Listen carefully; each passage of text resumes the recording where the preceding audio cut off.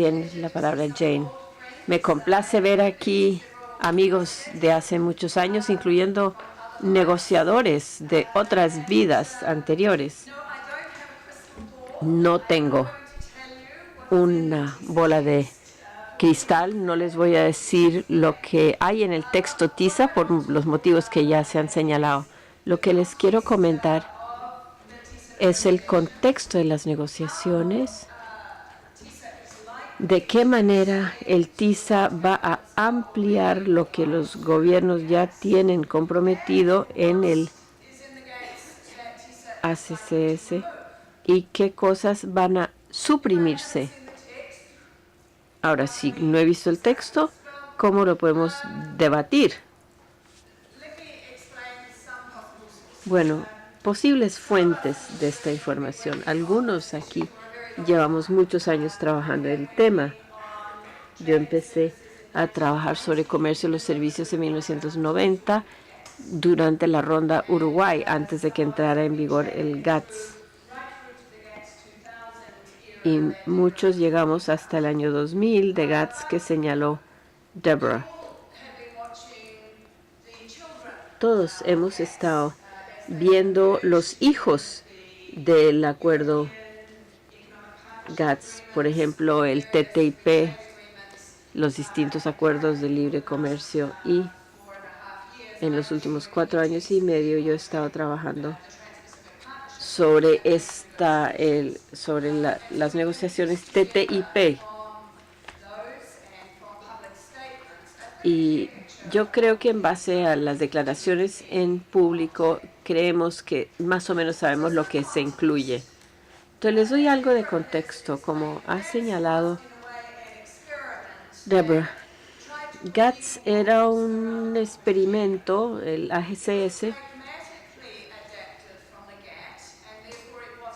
se adaptó pragmáticamente y no era perfecto. Estas transparencias se las puedo hacer llegar. El acuerdo actual de servicios que le dio marco a las ideas para Estados Unidos, Australia, Nueva Zelanda, fueron el acuerdo de libre comercio entre Canadá y Estados Unidos y el protocolo de servicios en el acuerdo de relaciones entre Australia y Nueva Zelanda. Pero debido al hecho de que la GCS se vio contrariada por Brasil y la India, entonces muchas de las ambiciones no se lograron. Por ejemplo, los servicios financieros y de telecomunicaciones fueron conversaciones que siguieron dándose porque Estados Unidos no estaba dispuesto a aceptarlo. Cuando en el 2000 se empezó la negociación, se cuestionó incluso desde adentro por parte de los negociadores y desde afuera personas que tenían mayor conciencia sobre la situación. Así que las ambiciones en la ronda Doha al que se incorporó GATS 2000 se frustró. Solo se puede rediseñar las reglas de la OMC por consenso o un consenso efectivo. O sea, son umbrales muy altos. Por lo tanto, se ha buscado rediseñar los GATS a través de estos mecanismos alternativos. Y es mucho, se dice en las dos negociaciones mega actuales, el acuerdo transpacífico y transatlántico, se espera que sean una norma, una nueva norma que permite copiarse en sucesivos acuerdos y que irá más adentro, detrás de la frontera, para imponerles a los gobiernos disciplinas, decisiones y procesos, mucho más que los acuerdos anteriores. O sea, facilitar las estructuras globales que se basan en las reglas de los principales actores y se facilitará a través de una cadena de servicios y aumentará el dominio que tienen del mercado mundial. Las negociaciones TISA deben considerarse como parte de un paquete y se espera que las reglas que Estados Unidos y la Unión Europea están acordando en TPP y TTIP van a ser la base de una gran parte de esta negociación. Pero creo que se van a cuestionar mucho más, porque lo que hemos visto en la OMC es que Estados Unidos y la Unión Europea no logran acordar algunos temas. Los 23 participantes son todos los que consideran que son compañeros de viaje en este proyecto de buscar una mayor liberalización. Pero claro, el enfoque plurilateral implica que los que son renuentes se pueden marginalizar, o sea, los que en las negociaciones GATS 2000, los que lograron obstaculizarlo se pueden dejar al lado y las reglas de la norma o el talón oro se elaboran.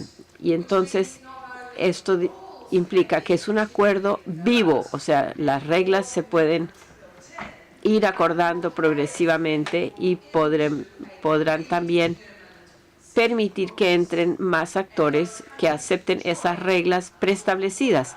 Y esos países que entrarían más adelante tendrán que aceptar esa norma de oro o no entran. Los que conocen la OMC conocen lo que llamamos el secreto sucio, o sea, los términos bajo los cuales los países ingresan a la OMC. No solo aceptan las reglas de los actuales,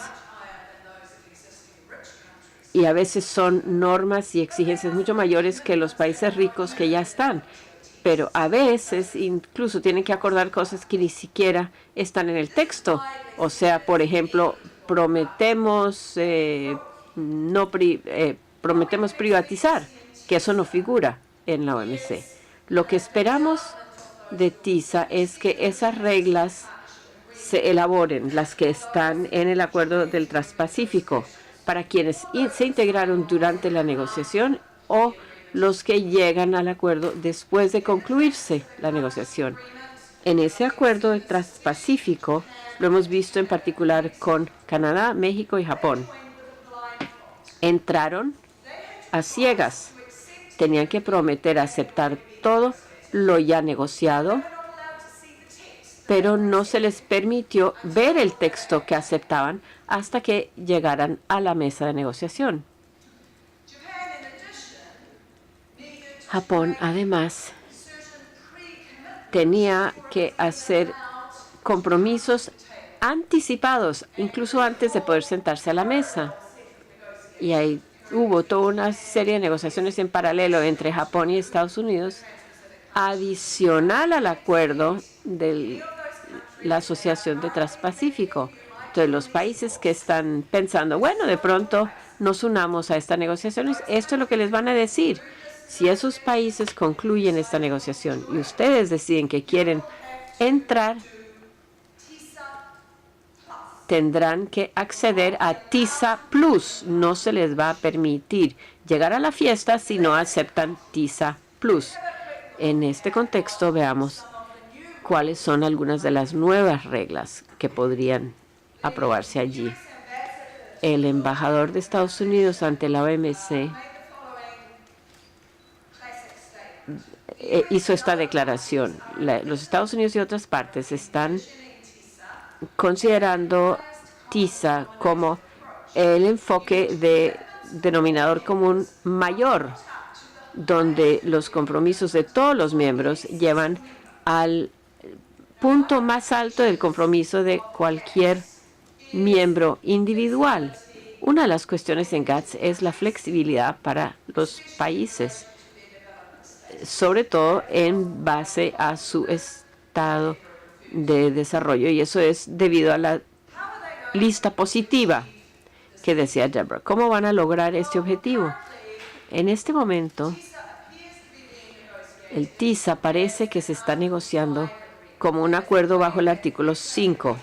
Así, los acuerdos regionales de libre comercio pueden evitar el compromiso de que lo que uno se acuerda en este acuerdo hay que dárselo o concedérselo a todos los miembros de la OMC. Entonces, esto es una excepción si se llega a una norma. Y la norma para los servicios es que tiene que haber una cobertura bastante amplia de todos los sectores que incluyó y que mencionó Deborah en el acuerdo. Pero muchos países, por lo general, no hacen un análisis exacto de GATS. Cuando dicen cobertura sustancial del sector, no se define, pero se señala que incluye turismo, profesiones, salud. A la hora de la verdad, cuando se ve esa nota de pie de página que a veces los negociadores leemos y los negociadores no, dice cobertura sectoral sustancial se basa en una combinación pesada entre el volumen de comercio, los modos de comercio y la producción, que quiere decir que las economías grandes, ricas de servicios deben hacer el mayor número de compromisos y los que menos participan en este comercio son los que necesitan hacer el mínimo de compromisos y que conjuntamente cumplan la prueba. Pero, como ven, esto no es así, según el embajador de Estados Unidos. Lo hemos visto ya en los acuerdos de libre comercio. En EPAs lo ha hecho la Unión Europea, pidiéndole a países muy pobres que tengan niveles muy altos de compromiso. O sea que los países pobres tienen que hacer mucho porque tienen pocos compromisos. Los países ricos ya se comprometieron a mucho y todo lo que les falta por comprometer es poco. Entonces, son acuerdos antidesarrollo y gracias a mi colega. En este diagrama ven del círculo interior de compromisos de GATS al segundo, que es lo que cumplen los acuerdos regionales, y al exterior, lo que exige Estados Unidos en sus acuerdos. Ven cómo se amplían estos compromisos. TISA se supone que vaya incluso más allá que esto. Entonces, para países en vías de desarrollo, pero además los demás, sobre todo los que no tienen acuerdo de libre comercio con Estados Unidos, cubre prácticamente toda su economía. Y se logrará de distintas maneras, aparte de cuestiones de buenas intenciones de los negociadores, que se van a cumplir estas normas. Uno de los objetivos es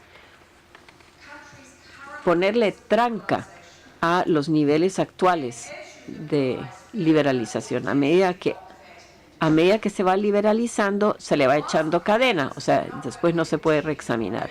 No voy a decirlo aquí de manera técnica, pero el acceso al mercado de servicios seguirá basándose en la lista que ustedes confeccionan.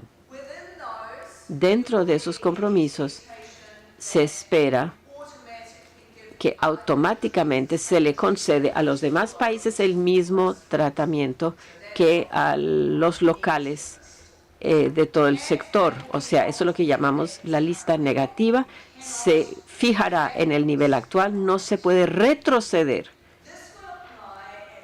Esto se aplicará a nivel de gobierno tanto central como local. Una de las flexibilidades de la ACS es comprometerse a niveles inferiores del gobierno central, tomando pasos razonables.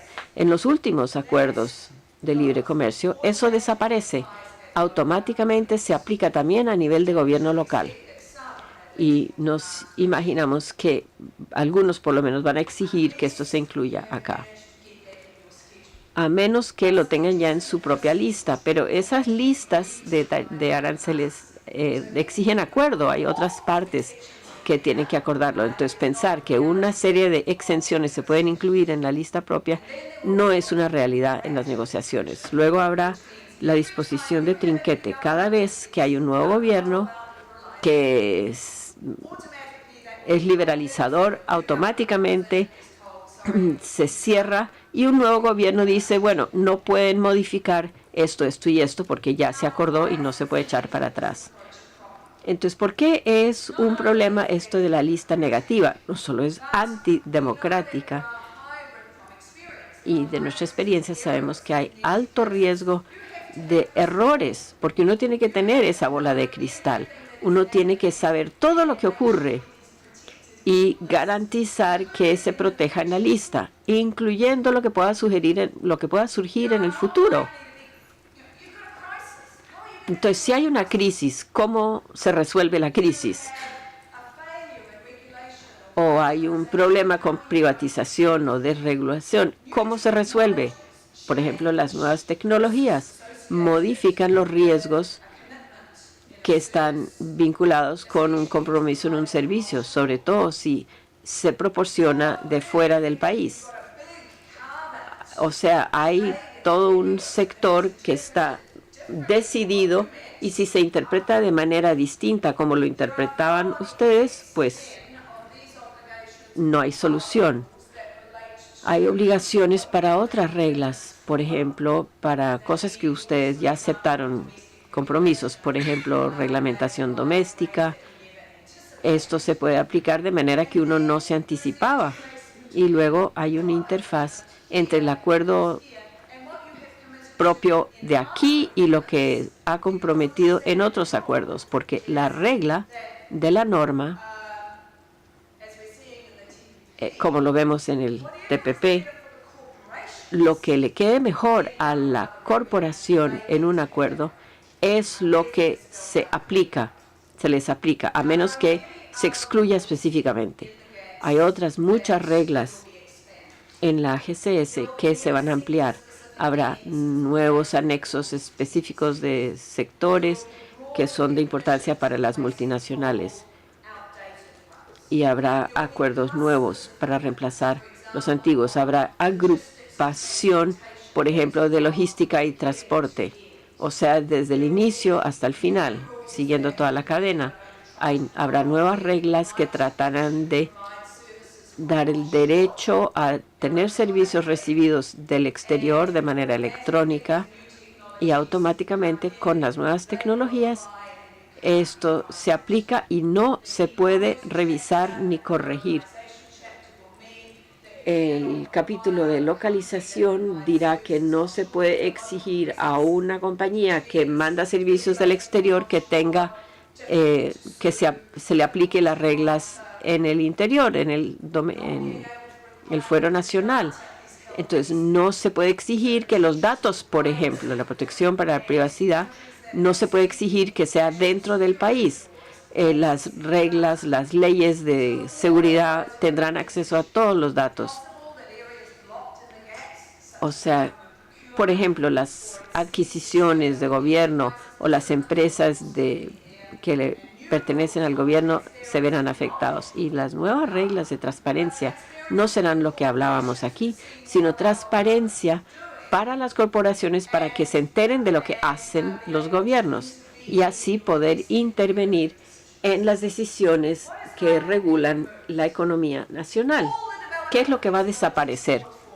Toda la flexibilidad de desarrollo que se pidió en GATS va a salta. No habrá reconocimiento de tratamiento más favorecido ni reglas más favorables para los pequeños países y en vías de desarrollo.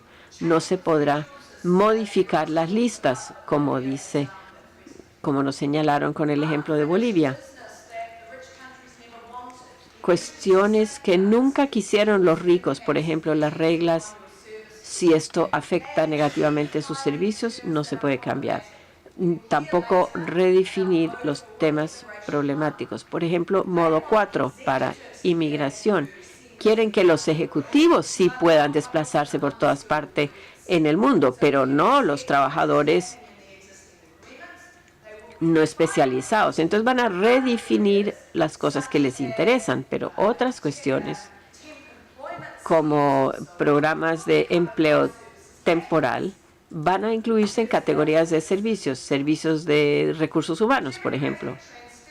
La transparencia democrática, como ya se ha dicho, sabemos de los documentos que se han revelado existe acuerdo entre las partes que el texto no se conocerá hasta que no esté firmado el acuerdo, o sea, no se puede reabrir, y que toda la documentación de base durante 5 años después de que entre en vigor el acuerdo no se van a hacer públicos o cuando terminen las negociaciones. Esto es todavía peor que el de TPP, que es un acuerdo de 4 años para informar. Entonces lo que quieren es que no haya controversia pública, pero esto puede salirles mal el tiro porque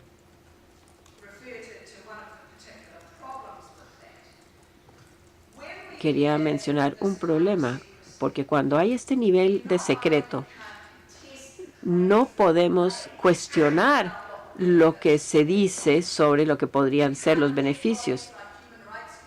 Las comisiones de derechos humanos no pueden hacer evaluaciones de las repercusiones, del impacto, porque dicen no tenemos con qué trabajar. No podemos hacer investigaciones y audiencias en comisiones de investigación porque dicen que es algo que todavía está en marcha, que no se ha concluido. Pero si solo recibimos esta información 5 años más tarde, los gobiernos que concedieron estas cosas, que presentaron estos proyectos, no van a ser ya los gobiernos que estarán en el poder, por lo tanto, no se les podrá rendir cuentas. Y los 5 años para TISA tiene su razón de ser. Algunos tienen los ciclos electorales más largos que los que están en el TPP. O sea que esto es un mecanismo muy específico para denegar la participación política. Hay otras cosas que con gusto les puedo comentar. Si hay delegaciones, otros que desean conversar algunos de los aspectos que no he abarcado, pues con gusto estaré por aquí.